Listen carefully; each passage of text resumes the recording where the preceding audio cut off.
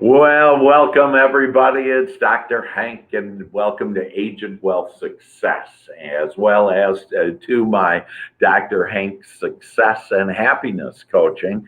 And today we really have a special person, a real estate professional, high end. But what I love about him, and this is Nick Prefontaine, and Nick has an amazing story to share with us.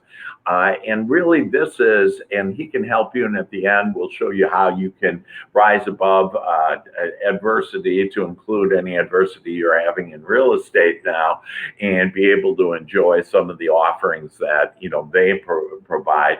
But Nick, really, he's with smartrealestatecoach.com, and he also has pre-property solutions, doing a bunch of things. But Nick, I'd like to get right into it if I can. And first of all, welcome to the show. Hi, Dr. Hank. I'm honored, first off, to be joining you today, and I'm happy that we're live and a lot of people are able to witness this. Yeah, fantastic. And I just noticed that, let's see here, I just have to go into this. It's not going live right now, and so we're going to have to start over here. It says broadcast live in my window. It does, hey? I'll be darned. Yeah, this one says it lost access to Facebook.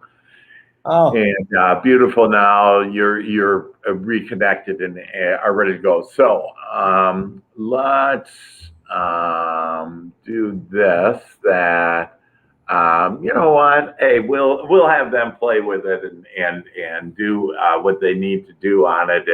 And we are now live on Facebook. So for those of you that are just joining us, welcome to Age and Wealth Success and to Nick Prefontaine. And this is really going to be about overcoming adversity. And Nick, share with us on what kind of adversity did you have in your life, my friend?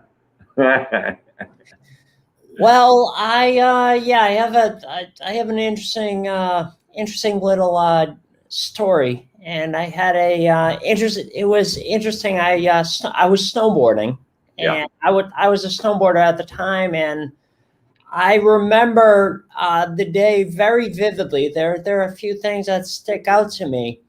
I was actually on my way to the mountain with my ski club, with my school.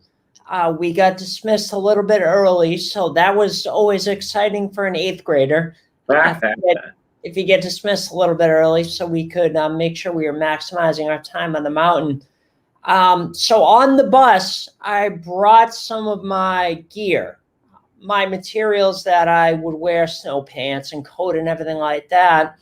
So to get ready, and the reason I did that was that I wasn't going to miss any time, a precious moment once we got to the mountain.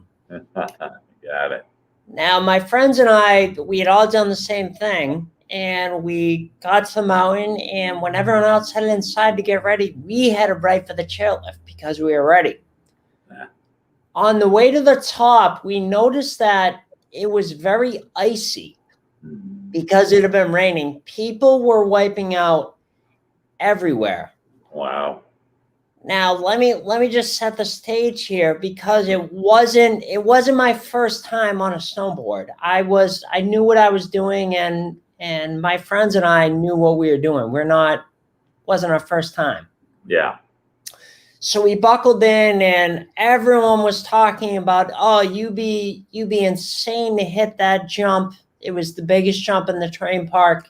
Wow. Anyone to hit that would be crazy. And of course, I took it as I take things nowadays. Whenever someone tells me that they don't think I can do it, it's a drive that I have to succeed and try it. So when I heard that, I took it as a challenge. So I headed straight for the biggest jump with all my speed, and going up to the jump, I caught the edge of my snowboard. It was a tabletop. So going up, I caught the edge of my snowboard, and that really threw me off balance.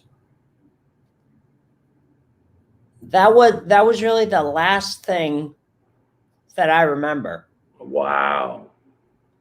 The doctors, I was told later that I landed on my head and I wasn't wearing a helmet.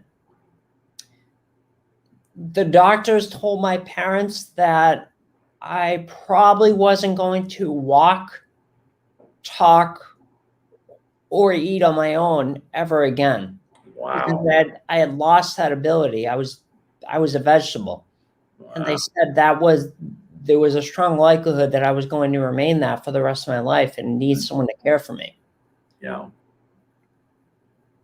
Less than 3 months later, I ran out of Franciscan Children's Hospital. Weren't And you also in a coma for 3 weeks? yeah, Yeah. yep. Yeah. So I ran out of Franciscan Children's Hospital less than 3 months later. Now, No. it's not just I woke up and I started working. I got in the accident. They tried to life flight me, but because of the severity of the injury. However, it was so windy that they couldn't. So there Wow. were a number of things, and I'll go into detail a little bit because I think we have enough time. Sure. There were a number of things, almost coincidences, and things that are like, oh, that's funny. It broke that way for me then. That it kept happening. There are too many things from that day to just write off as sheer chance. Yeah. The first one, when I went off the jump, I had the initial impact. I didn't have a helmet on, but the goggles that I were wearing were called spies. Anyone that is in the skiing and snowboarding knows that those are very thick. There's a lot of padding with them. Yeah. Now they brace because my initial impact was right here, my front left, because this is the way I was going down the mountain. So the initial impact braced me there. Yeah. And as I continued to fall and roll, I was told that my goggles rotated almost mysteriously with me Wow. to cushion and brace every impact. Wow. Now, when it comes to the life flight, they were not able to life flight me, so they had to have paramedics. Now, there are only one or two paramedics on the staff of 6 that can intubate right on the spot, and that's what was needed. For those of you that don't know, that's when you're in a serious injury, they have to put a tube down your throat and basically paralyze you. Wow. That's the gist of it. And there were only 1 or 2 people on the whole staff of paramedics that could do that. Yeah. One of those people was working that day. Yeah. You had God on your side here, huh? Absolutely. Yeah, absolutely. Yeah. Then once I got to the hospital, as I shared, the doctors told my parents that I probably wasn't going to walk, talk, and eat again. Yeah. Now, very important to note that when the doctors initially started coming into my hotel room, my hospital, I wish it was a hotel room. Yeah, right. my hospital room, to share the grave news that was worse and worse and worse, as you can imagine. Yeah. They started talking and they started to share everything that was going on. And my parents stopped them. They said, "Whoa, whoa, whoa! Not here! Not in front of Nick." Yeah. Because they knew at the time the power of the subconscious mind. So even if I wasn't even if I wasn't consciously aware and awake, Yeah. they didn't want those messages going into my subconscious. Wow. And it's so funny. The year after my accident, I got invited to UMass for a groundbreaking ceremony on a new building. I spoke at that. That was one of the first things that I spoke at, was that groundbreaking ceremony. Wow. And when I was there was my first time through the ICU, the intensive care unit, since I got out of there. So I was walking through the intensive care unit and I was like, God, this place looks so familiar. Yeah. Like I can't I can't put my finger on it, but there's something about this place that looks so familiar. And then I was like, oh, don't I know you? Like, oh, you look so familiar, but I couldn't put my finger on it. That's because I came out of my coma. I was in the coma for 3 weeks and it was a medically induced coma. So when I came out of the coma, I've seen videos of myself with my eyes open in that room. I don't remember anything about UMass, but I've seen videos where I have my eyes open. So that's why, because I was taking it in when I was, because it was a partially induced coma. I was coming off the drugs. So that's why it wasn't something I was conscious of. Mhm. Now, next, I was transported to Franciscan Children's Hospital in Boston. It's actually Brighton. That's where I learned how to walk, talk, and eat again. Wow. And there were long days. There were long days for me. I remember it that I would, just to give you a little preview or a little like kind of a overview of it. I would start off my day and I would get up. I remember this, and I'll paint this picture like it was the majority of the time when I was there. I was in a Yeah. wheelchair. So when I first got there, I was in a fully supported wheelchair all the way up to my neck because I couldn't move. And then as I got stronger and stronger, I was to a regular wheelchair, and then I started walking and then eventually running. Mhm. But the thing was, so very early on in my recovery, I remember my days. I would get up, I would have a physical and or the occupational therapist help me learn how to shower again, Yeah. take care of myself. Now it's not a glamorous thing. No one it doesn't make the headlines, but I had to learn everything again. So they Yeah. would help me get ready and shower and learn how to do that again. Then I would be off to sessions of physical, occupational, and speech therapy. Wow. That would be my morning. Then Mhm. I would come back to my hospital room and I would have lunch. Mhm. Now, after lunch, you would think, oh, you must be tired. No, I didn't have any time to rest. I would have double sessions. I would have, again, physical, occupational, and speech therapy. Wow. So double sessions of physical, occupational, and speech therapy Monday through Friday. And then when I got back to my room at night, I was doing weights, and because they all knew my goal. My goal was to run out of the hospital since as early as I could communicate. And all I my love that therapists, girl, man.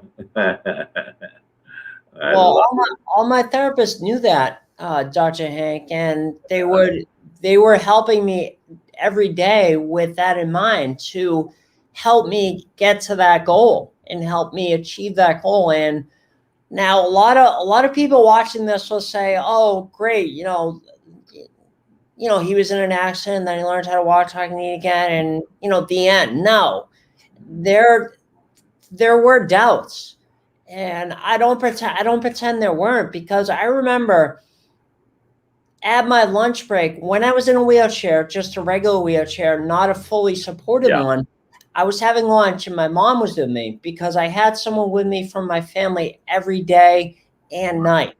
So Awesome. my mom was with me, or her parents during the day, and then my dad or his family, brothers or whatever, would be with me during the night. Uncles, not I don't have any brothers, but would be with me during the night. So I remember looking, kind of just appraising my situation and looking.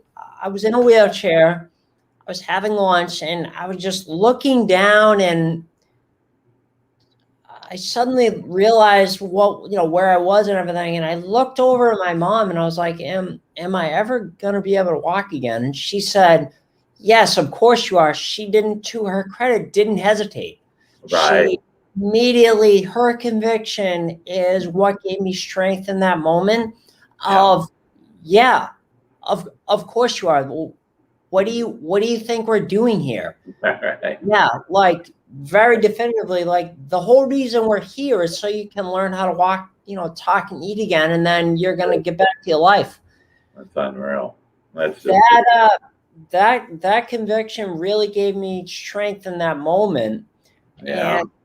And Nick, if I can, this is just an amazing. I got God bumps all over me hearing on just this amazing story, and I'll tell you two things really struck me so far, and that is, I love that your parents were aware of the subconscious mind and the power of the subconscious mind, and how they didn't want to talk, even though you weren't conscious. They didn't want to talk about it. In fact, I wrote a book called Your Royal Path to Riches, and it's how to tap into your subconscious mind.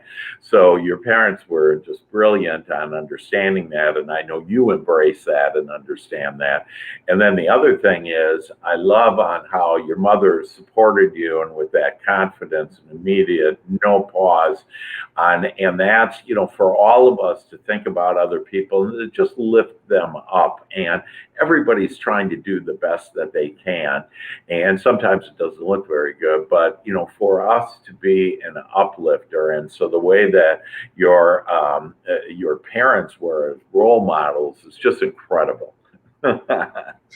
I was very fortunate at the time because my dad was going through. He had just sold his real estate, his brokerage, to Coldwell Banker and everything, and he was just doing some motivational speaking, things like that on the side. So he got that, like all that stuff. He would have affirmations around every corner of my room, every wall of my room. I'm getting stronger with each step I take, and every day I move closer and closer to my goals, and all affirmations around my room. Remember, I couldn't walk. So that was all I could see. It wasn't like if I didn't like it, I didn't have a choice. I had to take it in. Well, you actually did have a choice, though, where you could have believed the opposite and said, well, that's not true. And where your greatness then comes in is that you allowed this in, and you said, you didn't resist it. You said, you know what? Yeah, this step, I am going to get stronger. And, this moment on every breath. And so I just love that you were surrounded by that and you allowed it in. To this day, I can't fathom that. I can't fathom that someone would say, no, that wouldn't work. That just doesn't enter my consciousness. I don't know. I don't understand that. So anyway, because I know we don't have all day, Dr. Hank, although as you know, I would love to just stay on with you all day talking about this stuff. But so I set that goal of running out of the hospital. Now, along the way, there were also smaller goals, or like checkpoints. Now, one of those checkpoints was a Coke and a grinder. Now, a grinder, for those of you non-New Englanders out there, is like a sub, like a sandwich you get at like a town pizza, or like a local pizza shop or something. Sure. So on my last day, I realized my goal. We walked next door and I ordered. And now a lot of you are thinking, why that? Well, because remember, I had to learn how to swallow again. So I started out being fed through a tube. Then the tube came out, which is a whole nother story. I don't think we have time to go into that, but it's funny. My mom pulled it out without the doctor's approval, and I couldn't talk. So they asked me what happened, and I was like, I don't know, not sure. Palms up. But so that was a goal of mine, because that's hard. That's hard to chew. And then soda, there wasn't a lot of soda for all the kids in the hospital. So because it irritates the throat, it's hard to swallow. So that was a goal of mine. So the very last day I was in the hospital, we walked next door to the pizza place. I got a Coke and a grinder, and then when we left there, that's where I ran out of the hospital, and they filmed me doing that. Then after after I ran out of the hospital, I got home and the work wasn't over. I had to go to Sure. outpatient rehab for the same thing, physical, occupational, and speech therapy for another 6 months in total. But then after that, I sought out physical therapists just to get more exercises to keep getting stronger and keep getting better. But then it was 2 short years later, I had started to really get interested in real estate. I just saw the I couldn't get away from it. That was another thing that I couldn't get away from. I grew up in a family where my dad was a realtor. He was a builder in the 90s and a realtor and an investor around that time. Yeah. So, 2000 or 2000, 2008 until the market crashed and everything. And I around that time, 2005, they were starting to play with the idea of having people door knock pre-foreclosure doors. Now, all pre-foreclosure doors means is these homeowners have missed 1, 2, 3 payments, or really, it was crazy back then, even up to 10 to 12. Wow. And the bank still hadn't foreclosed on the house. So my cousin and I at the time, we were the only ones doing this. We would get a list. And to me, my 16-year-old mind, this is where I got my start in real estate when I was 16. So it was only 2 years after my accident. Wow. I didn't realize the significance of that until a few years ago. Someone pointed it out to me. But so I would go to the areas where I could hit the most amount of doors in a day. Now, when I was 16, I wasn't thinking, these probably aren't the best areas to buy properties in. But I just wanted to get the most reps that I could at that time. So I would go to the areas and knock on doors. And at first, I was just given a script and what to say, just schedule an appointment with the investor to come down. I wasn't having a lot of success. I was doing a lot of activity, but I wasn't having a lot of success at the beginning. Yeah. Because I didn't have anyone grab me by the hand and show me this is how you should do it. It was just me with a script going knocking on the door and saying, "Hey, I want to help you." So picture it. I'm a 16-year-old kid, and these people have missed. They're definitely in a distressed situation. They missed several payments on their home, and they hear this aggressive knock, and they open the door, and there's someone right there, like, "Hey, I want to help you." So it just didn't work. Then my cousin and I, we flew out to San Diego to shadow for a few days the top person in the country that was having success doing these pre-foreclosure doors. Now, once I watched his approach, Dr. Hank, and how it differed from my own, I was like, "Oh my God, I'm an idiot." I was really coming at this the wrong way. There was so much in his process. He would go do a light knock at the door and then take a few steps back, and they would come to the door and say, "Hey, I'm not sure I have the right address. Could you confirm something for me?" He would show them the list. Once they saw their name on the list, they would open up. They would light up, tell them what happened and what they were doing, or really what they weren't doing. It was 2005, 2006 to fix the situation. So once I saw that, how it differed from my approach, I started implementing that when I got back to the East Coast, and I started seeing a lot of success. Wow. I was able to set several appointments for our investor, and we ended up buying several houses, which we owned until a few short years ago, really. Wow. And then I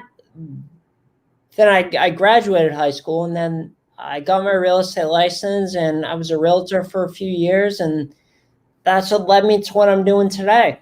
Wow. That's just an amazing story. And at 16, knocking on doors, and that's funny on how you were real aggressive and how you learn then on the technique. And because of that experience, that now share with us what you do and how you could help, mainly our real estate professionals, agents, investors, whatever that, what do you do now, Nick? And because of all that experience from knocking on doors to real estate agent to really building an empire now, that what do you do and how can you help us? Sure. That's a great question. You are full of great questions today. So I'm right now, I let my real estate license go in January of 2016. So I work as an investor with our family business here. And then we also have associates all over the country who we, in essence, partner with on the same types of deals that we do in our business. And both aspects, whether it's our business here locally, which is the few states around us, or all of our associates, I specialize in working once we get the property under contract. So let's just take a step back. I'll just keep it real simple. Sure. So we buy and sell property on terms, what's called.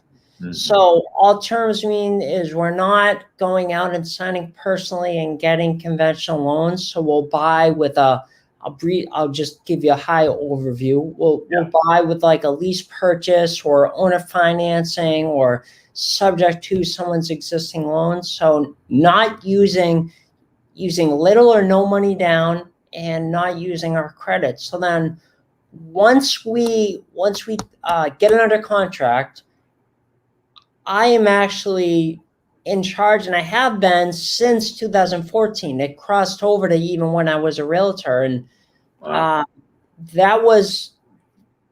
That's selling all the properties and bringing the buyer through a very particular process that enables them to get more and more vested in the property, whether it's increasing down payment, increasing commitment over the course of their lease, and that by the end of it, they can get their own loan. And it's really gratifying right now, just because we are working with so many. We're doing anywhere from 1 to 3 a month right now of our buyers who we sold the home to on a rent to own, whether it was 2, 3, or 4 years ago. Yeah. They're now ready to get their own loan. And it's just so gratifying to hear the constant feedback that I get. And that's, thank you for the opportunity.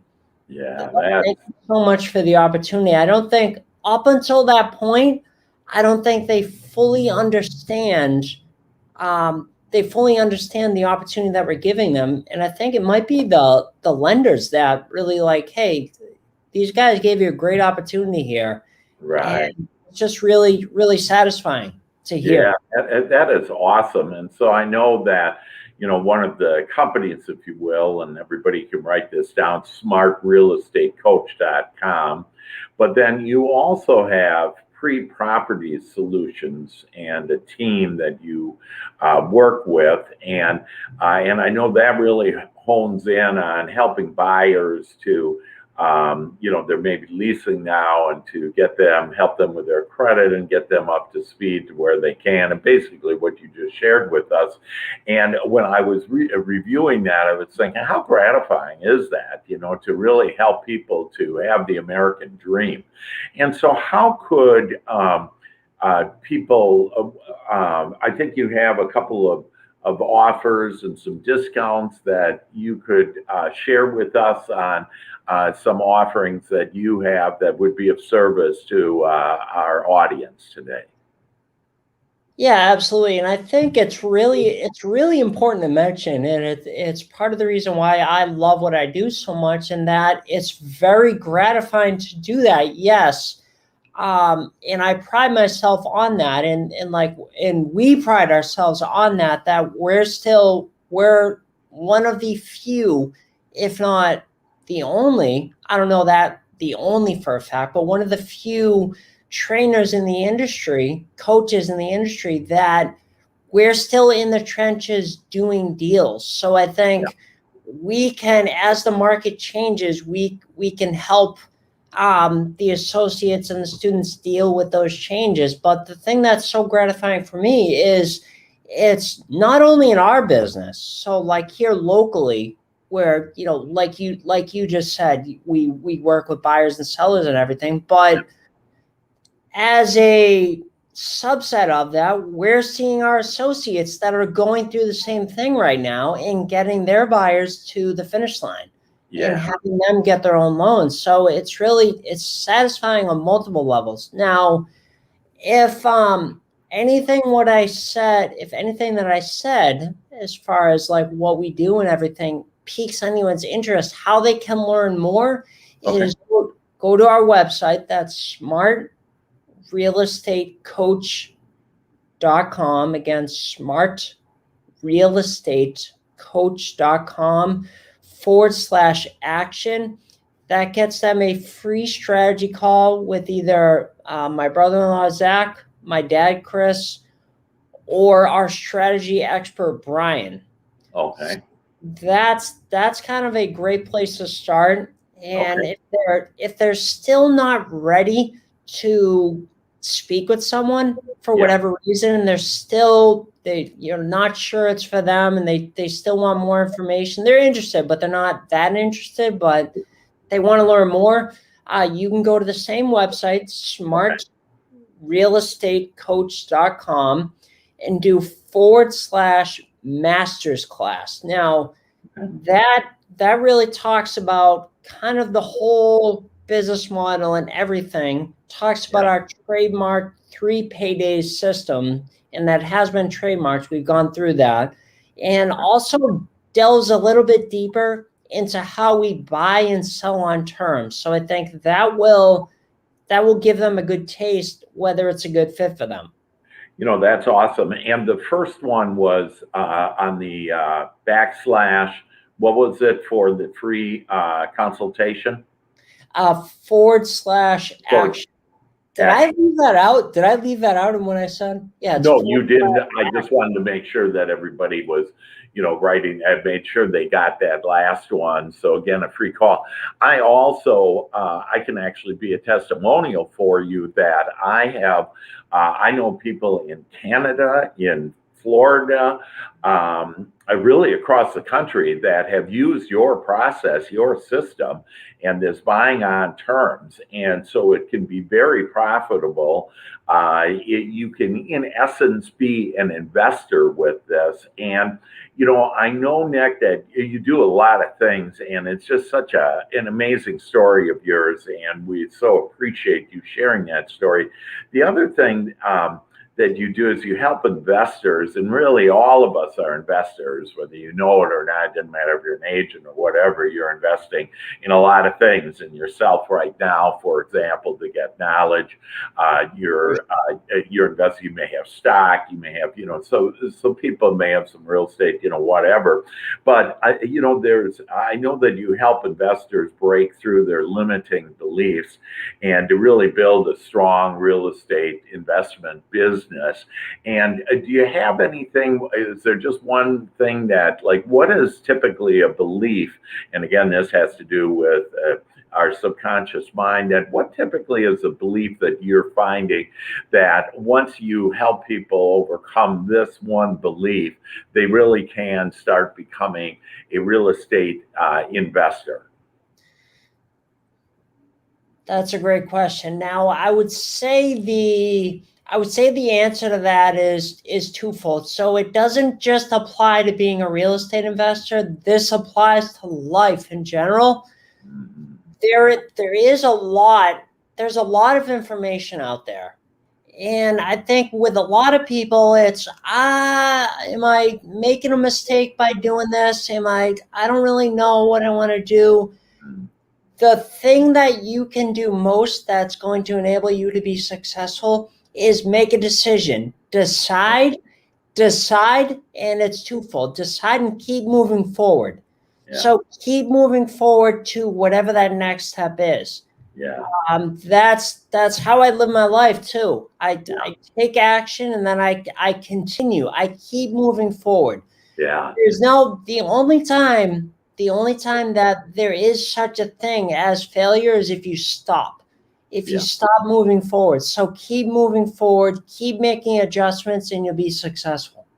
I just love that, Nick, and I love the moving forward that sometimes people are real focused on action, action, action, and I put a word in front of that and I say inspired action. And once you have inspired action, then you're on your path, if you will, and your lighted path. And this idea about making a decision that just make a decision. God will take you to everything that you want, but you are the one, we are the ones that have to make the decision with that.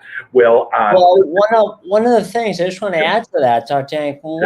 one of the things that I know is true, and I'm sure you know is true, um, God or the universe or whatever anyone calls it, can't help you unless you get started and make that decision and give him or her or it the opportunity to help you. Yeah, yeah. That's beautiful. And one of the ways I teach with that is ask and you shall receive. And then in the middle of that is the Father does the work. But it all starts with us asking. And it's that Absolutely. our thought, and I'm a mental scientist, and our thought creates things, and our thought really starts the whole process because God's going to give us free will to decide, and once we decide, that God will then show us the easiest, most allowing path to be on there. And with that, Nick, I want to thank you so much for being with us today. Just an incredible story that it's so inspiring to know that, a lot of us during the day will have little things that bother us and we think, it's the end of the world. And here, gee, your world almost did end. And what a blessing for you to know that we all have the power and this co-creative ability to be able to, with God, all things are possible. And you sure proved it, Nick. And you're a living example on how all things are possible. And we thank you, we love you, and appreciate sharing your story and then your counsel on how really to be able to do this on buying on terms and getting into some nitty gritty, some actual action, that inspired action that you can take in order to become successful in real estate. So with that, any closing comments, Nick? Well, I was just going to say thank you for the opportunity to be on and for the ability to share my story with your listeners. And I hope it touches someone out there and helps someone out there. Yeah, that's beautiful. Well, thank you so much. We appreciate you. All of you out there, we thank you for listening. Take some inspired action. Get with Nick. You got the different things and just, do that action. And if I can help you at all, that you know how to get a hold of me, Dr. Hank at drhank.biz, B-I-Z. And so with this is Agent Wealth Success, Dr. Hank, Nick Prefontaine, that from all of us, that we wish you all the best and for you to become your greatest possibility. Love you all. Bye-bye.